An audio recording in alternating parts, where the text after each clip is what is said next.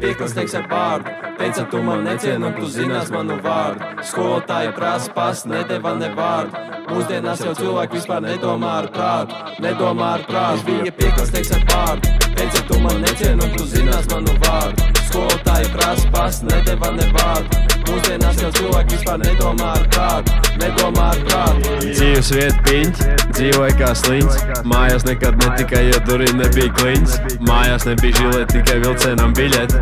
Katru dienu 4 cēlās gribēja minēt. 2 sievas, 3 bērni skolā gāja smardē. Pirmais bērns ar sensi mācījās vienā klasē. 2, 2, 3 un 6 mateni viņus āzē.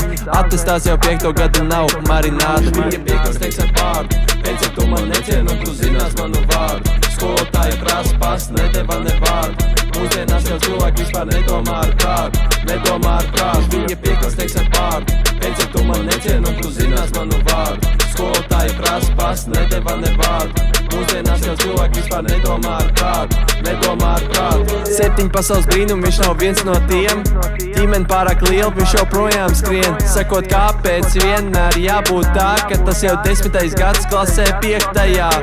Nevajag padoties, jāskatās uz augšu. Sako saviem sakņiem, saki vai kā maukšu. Ja viņš to varēja, tad tu vari arī. Tikai 2 dēļ iemācies līdz 10 skaitīt. Bija piekasteiks ar pārdu. Teica, tu man necieni un tu zinās manu vārdu. Skolotāja prasa pas, nedeva ne vārdu. Mūsdienās jau cilvēki vispār nedomā ar prātu. Nedomā ar prātu. Bija piekasteiks ar pārdu. Teica, tu man necieni un tu zinās manu vārdu. Skolotāja prasa pas, nedeva ne vārdu. Mūsdienās jau cilvēki vispār nedomā ar prātu. Nedomā ar prātu.